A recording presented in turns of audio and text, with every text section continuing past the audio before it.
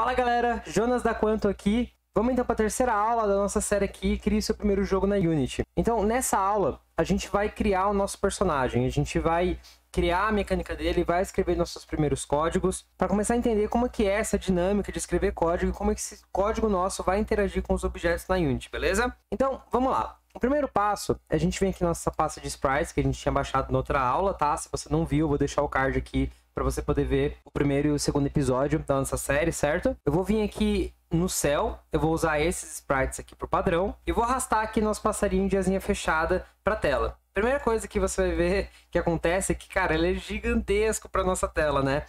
Então, o que a gente vai fazer? A gente vai vir aqui e vai mexer na escala dele. Deixa eu colocar aqui ponto 2 de escala, ele continua muito grande. Vamos ver ponto 1 como fica, ainda muito grande. Ponto 0,5. Ponto 0,5 eu acho que tá um tamanho legal. Eu vou deixar assim então pra gente. Beleza, vou deixar nosso passarinho aqui, mais ou menos onde eu quero que ele fique na tela mesmo, né? Lembrando que a aba Game é a aba de simulação do nosso jogo e a aba Cine é a aba que só a gente como desenvolvedor vê, beleza? Aqui tá numa posição legal, acho, pra gente começar. Para começar, se a gente dar um play no nosso jogo agora, você vai ver que não acontece nada com o nosso pássaro. Por que que isso acontece? Porque não existe nenhum componente na lista aqui desse objeto que diz que ele tem que cair. Veja que a gente tem dois componentes. A gente tem o Transform, que é responsável pela posição, rotação e tamanho desse objeto aqui na nossa cena, né? E a gente tem o Sprite Render, que é responsável por dar uma representação visual para esse pássaro. Então, tanto que se a gente desativar o Sprite Render aqui, o pássaro ele ainda existe, ó. Eu ainda consigo ver aqui a borda do meu objeto, apesar da imagem não estar aqui, ó. Mas a imagem existe quando eu ativo o Sprite Render. Então, eu preciso de um componente que fala que esse objeto vai cair. E para adicionar esse componente, basta vir aqui embaixo em Add Component, beleza? Procura por Rigid, R-I-G-I, e selecione o Rigid Body 2D. Tá? Importante que seja o 2D, não esse Rigid Body sem o 2D, beleza? Esse aqui a gente vai usar para objetos no mundo 3D. Então, seleciona o Rigid Body 2D e aqui vai aparecer mais algumas opções. Por enquanto a gente não vai mexer muito nelas, mas saiba que aqui, por exemplo, você tem a massa do objeto, o Linear Drag, que é basicamente a resistência de movimentação dele, o Angular Drag, que é a resistência de rotação, e o Gravity Scale, que é quanto que a gravidade influencia esse objeto aqui. Agora, se eu der play no meu jogo, você vai ver que o passarinho vai cair, porque ele tem um Rigid Body influenciando ele, beleza? Então, ok, para a gente poder criar nosso código próprio, né, já que a gente vai querer que quando existe um clique na tela, ele pule, essa é a mecânica que a gente vai criar. Primeiro eu vou vir aqui na pasta Assets, vou clicar com o botão direito, vir aqui em Create e criar uma pasta chamada Scripts, tá? Para guardar todos os códigos do meu projeto. Vou clicar com o botão direito de novo, vir em Create e criar um C# Script, que a gente vai escrever um código nosso, um código personalizado para esse passarinho. Vou nomear esse código de pássaro, certo? Porque tudo referente a passarinho eu vou deixar dentro dele. Então vou vir aqui no meu objeto pássaro_1, inclusive eu vou até renomear aqui para pássaro, tá? O nome do meu objeto. Você pode fazer isso selecionando o objeto e apertando F2, ou clicando com o botão direito e vindo em Rename, certo? Aí você consegue digitar o nome que você quer para o objeto. Aí, como o objeto selecionado, eu posso fazer de duas formas. Eu posso arrastar esse código pássaro aqui para o meu inspector, ou eu também posso vir aqui em Add Component e procurar por pássaro. Todo o código que você cria aqui no Project, você consegue adicionar aqui como se fosse um componente na Unity, porque de fato ele vira um componente, beleza? Cliquei aqui em pássaro, ele já está no meu pássaro, mas é claro, ele não faz nada ainda, né? Vou clicar duas vezes aqui e ele vai abrir o Visual Studio para mim.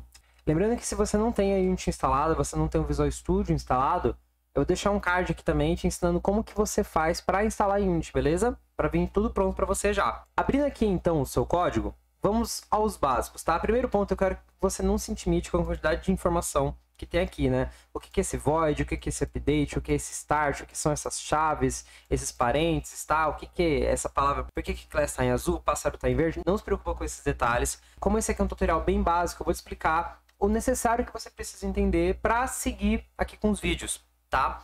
E se você tiver interesse, você pode acompanhar o canal, a gente vai postando vídeos mais avançados, mais intermediários, mas aqui a gente vai se ater aos básicos, certo? Bom, esse aqui então é o seu código, é o formato padrão que a Unity entrega o código pra gente quando a gente cria ela direto lá pela Unity, tá? Nesse primeiro campo aqui, antes do void start, a gente vai criar nossas variáveis, tá? O que são variáveis? Variáveis, como o nome sugere, são valores que podem ou não variar ao longo do código. E a gente usa variáveis para poder manipular esses valores ao longo do jogo. Então, para criar uma variável, você pode fazer o seguinte. Você pode escrever public tá? Isso aqui define que a variável é pública. De novo, não vou entrar em muitos detalhes, mas isso aqui vai permitir que a gente manipule essa variável lá na Unity. Eu já vou te mostrar isso. Int significa que é uma variável de valor inteiro, tá? É um número inteiro. Então, 2,5 não vai funcionar aqui. Agora, 2 ou 3 vão funcionar bem. E a terceira palavra que a gente usa é o nome dessa variável. Então, por exemplo, eu vou chamar essa variável de número. E eu posso falar que número é igual a 2. Agora, o que é legal sobre as variáveis? Lembra que eu falei que a gente vai conseguir manipular isso na Unity por causa dessa palavrinha public aqui? Então, salvando o seu código, tá? Lembre-se de apertar Ctrl S ou vir aqui em arquivo e clicar em salvar aqui, tá? Se a gente voltar lá na Unity, você vai ver que a gente vai dar uma carregadinha aqui, dar uma travadinha, e depois que ela termina de carregar, vai aparecer aqui, ó, a variável número que a gente tinha alterado. E a gente consegue manipular o valor dessa variável, tá vendo? Posso colocar aqui 10, posso colocar 500, posso colocar 30 mil, o valor que eu quiser. Eu também posso segurar aqui no nome da variável e mexer para os lados, ela vai alterar o valor aqui para mim, tá? Como se fosse um slide, né? E isso aqui é interessante, porque você consegue escrever o seu código e direto na Unity depois manipular as coisas do jeito que você deseja. Por exemplo, eu vou criar uma variável aqui com você chamada força pulo, que é para definir a força de pulo do pássaro. E essa variável força pulo, ela tem que ficar facilmente alterável aqui na Unity, porque eu não quero ficar abrindo meu código toda vez que eu quiser mexer um pouquinho ali na força do pulo do pássaro. É só eu vir aqui na Unity e alterar. Bom, a força do pulo tá 10, por exemplo, para mim tá sendo pouco, eu venho aqui e coloco 12. Então fica muito fácil de você controlar o seu jogo, de você equilibrar o seu jogo da forma que você deseja. Certo? Beleza. Com isso dito, vamos fazer o seguinte. De novo, eu não vou apresentar todos os tipos de variável que a gente tem aqui, tá? Eu vou usar direto as que a gente vai usar até o final desse mini curso, né? Dessa série, você vai ver alguns tipos de variável aqui, beleza? Então vamos lá. A variável que eu vou criar aqui, então, é uma public, certo? Float. Float a gente usa para números quebrados, né? Então, eu tinha falado que o int não ia suportar o número 2,5. O float, ele suporta. Ele suporta os números decimais também, certo? Então, public float, vou chamar de força pulo. Eu nem vou dar um valor padrão para ela aqui. Como eu não vou dar um valor padrão, não vou falar que ela é igual a tanto, a gente vai assumir que ela começa como 0. Mas lá na Unity, de novo, a gente vai poder alterar. Beleza? Uma coisa legal sobre variáveis é que você pode criar variáveis de referência. O que isso significa? Essa variável float que a gente criou, ela é um número direto, certo? Ela é uma variável de valor. Quando você cria uma variável de referência, ela é uma variável um pouco mais complexa. Ela tem mais informação dentro dela. E o que seria um exemplo de variável de referência? Lembra que a gente colocou um componente chamado rigidbody 2D lá atrás no pássaro para fazer ele cair? O rigidbody 2D ele é responsável por tudo que é coisa relacionada à física na Unity. Ele é um componente nativo da Unity para trabalhar a física. Então, eu consigo criar uma variável do tipo rigidbody 2D e trabalhar com algumas coisas dentro dela. Então, para criar essa variável também é simples. Eu vou colocar aqui um public rigidbody 2D. Percebe que é o mesmo formato, né? Eu uso public, falo o tipo da variável, então aqui em cima era float, aqui embaixo é rigidbody 2D, e vou chamar de RB. É um nome bem padrão para variáveis do tipo rigidbody que a gente usa aqui na Unity, tá? Mas você pode chamar como você quiser. Você pode chamar de rigidbody, você pode chamar de RB2D, você pode chamar como você quiser. Eu vou chamar de RB, que é a forma que eu estou mais acostumado. Bacana. E o que a gente pode fazer com essa variável aqui então, né? Lembra que quando a gente viu o rigidbody, a gente viu que tinha um carinha chamado gravity scale dentro dele? Que é o quanto que a gravidade influencia aquele objeto. Então, eu vou vir aqui no método start, tá? E o que é esse método start? O método, ele é basicamente um pedaço de código, tá? Você já deixa separado. E você pode chamar ele para ser executado em algum momento. O método start e o método update são métodos um pouquinho especiais. O método start vai acontecer uma vez na hora que esse código entrar em cena. No nosso caso, como ele está no pássaro e o pássaro já está na cena quando a gente dá o play, ele vai acontecer uma vez quando a gente der o play. Então, o que eu vou fazer aqui?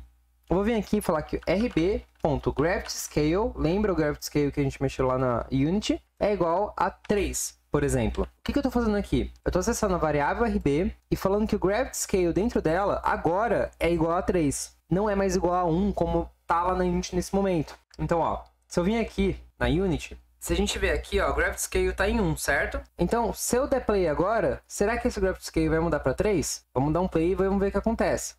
Ó, dei um play, o jogo começou, mas o gravityScale ainda tá em 1. Ó, vou tirar do play, tá? Esse console, ele é uma coisa do desenvolvedor também, tá? O console avisa pra gente alguns erros, algumas coisas que estão acontecendo no nosso código. E aqui ele tá falando que existe um erro de referência, que a variável RB de pássaro não foi designada. O que isso significa, né? Se a gente vir aqui no nosso pássaro, a gente vai ver que o RB, ele tá vazio aqui, né? Ele tá falando que não há nenhum componente representando essa variável RB. O que isso quer dizer, né, cara? Quer dizer que essa variável RB, ela precisa representar um componente. Porque quando eu falo que eu quero mudar o graph scale do meu RB, eu tenho que falar quem esse RB está representando. Para fazer isso, é muito simples. Esse rigid body 2D aqui, no caso, é o rigid body que eu quero alterar, certo? Eu quero pegar o graph scale desse rigid body e alterar para 3. Então, basta eu segurar aqui no meu rigid body e arrastar ele para cá, no meu campo do RB. Percebe que agora ele está falando que o RB está representando o rigid body dentro do objeto pássaro, que é esse cara que eu arrastei aqui. Agora sim, olha só. Na hora que eu der play, esse meu graph scale vai mudar para 3, ó. Porque ele sabe quem que é o RB que ele tem que mudar para 3. Beleza, com tudo isso dito, voltando aqui no Visual Studio, eu vou apagar esse meu RB.GraphScale, tá? Não quero mudar a minha gravidade para 3. Vou vir aqui no Update e vou começar a fazer algumas coisas para o meu código de pulo. A primeira delas é que eu tenho que verificar se o jogador clicou na tela, né? Para poder fazer o passarinho pular.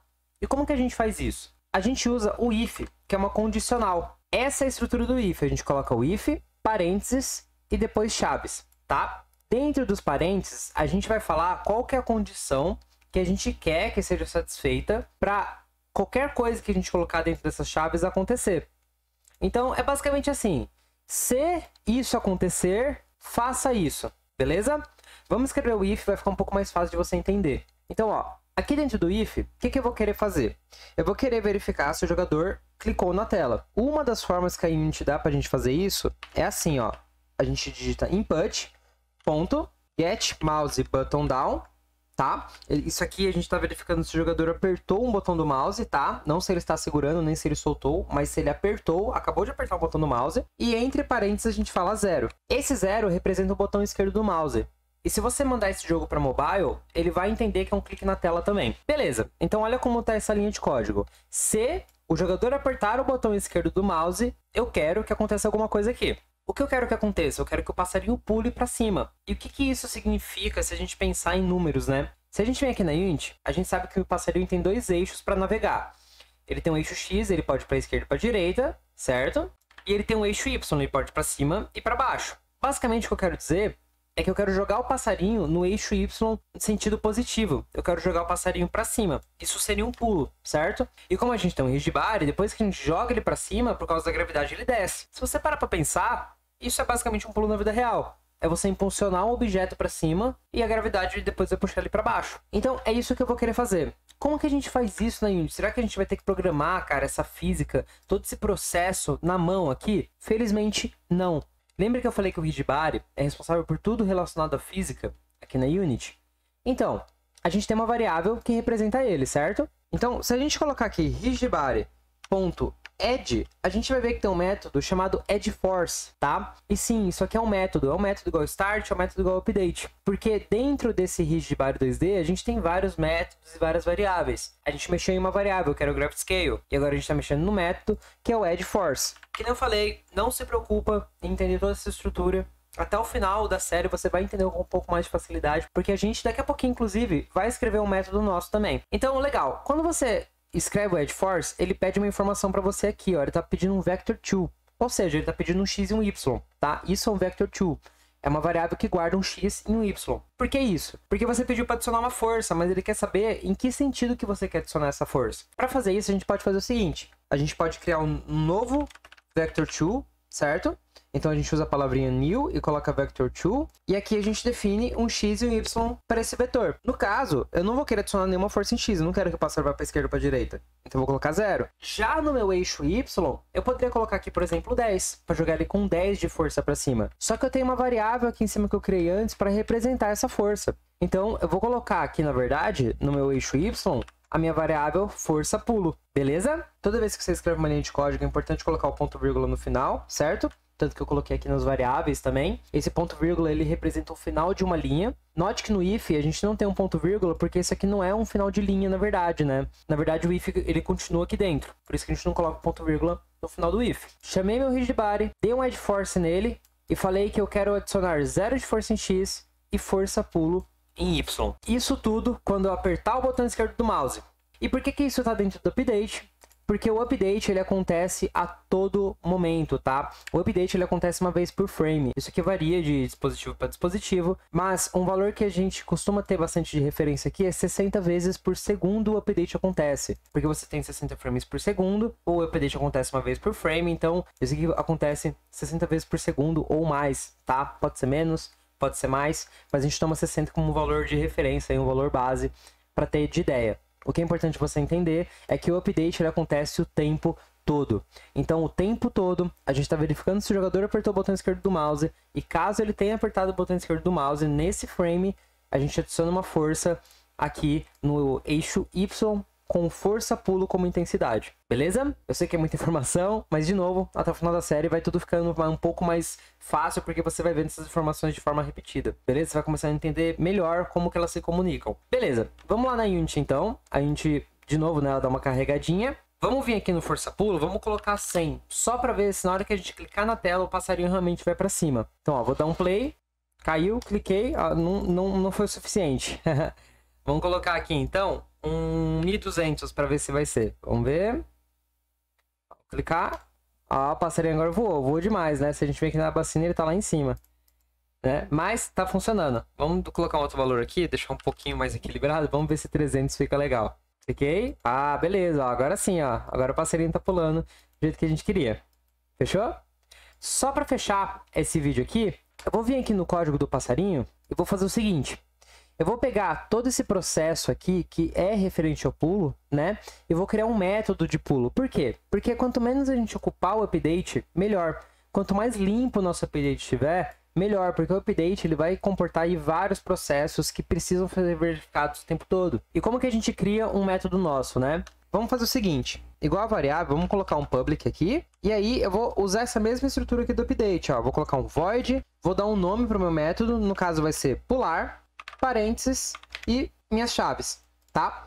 Vou pegar todo esse processo que está aqui dentro, vou colocar aqui dentro do pular, beleza? E por fim, a última coisa que eu preciso fazer é chamar o meu método pular aqui. De forma direta, é exatamente a mesma coisa. Eu peguei esse código, coloquei dentro de um método e chamei o método aqui dentro. É a mesma coisa que eu tirar esse código daqui e jogar ele direto. Só que percebe que o update fica mais limpo. Porque se a gente for colocando mais métodos, né? Aqui no update ele continua fácil de ler. Beleza? Então, beleza, por essa aula é isso. Vamos parando por aqui. Na próxima aula a gente vai falar um pouquinho dos obstáculos, vamos falar das pilastras, como que a gente faz para essas pilastras andarem automaticamente e poderem reaparecer quando elas chegarem lá no extremo da tela. Beleza? Então, te vejo lá.